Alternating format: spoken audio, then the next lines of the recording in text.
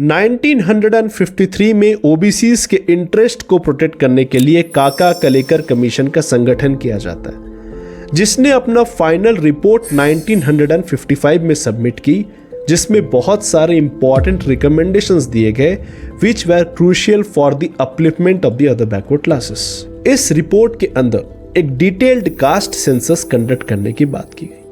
1961 में एक caste census conduct किया जाता है, जिसमें 2399 कास्ट्स को आइडेंटिफाई किया जाता है एज अदर बैकवर्ड क्लासेस, और इनमें से 837 कास्ट्स को एक्सट्रीमली बैकवर्ड आइडेंटिफाई किया जाता है।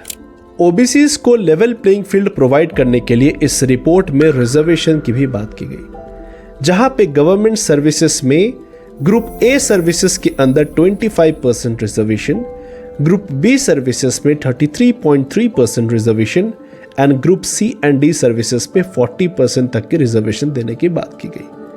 At the same time technical educational institutions के अंदर 70% रिजर्वेशन देने की भी बात की गई। ओबीसीज के इकोनॉमिक अपलिफ्टमेंट के लिए कुछ इंपॉर्टेंट रिकमेंडेशंस भी सजेस्ट किए गए, जैसे कि land reforms, Bhoodan and Gramdan movement and also promotion and growth of agriculture and animal husbandry.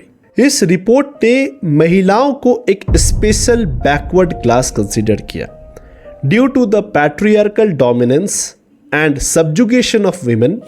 महिलाएं हमेशा इंडियन सोसाइटी में डिप्राइव्ड रही हैं of equal rights and responsibilities, and historical समय के साथ उनके साथ इनजस्टिस हुआ है।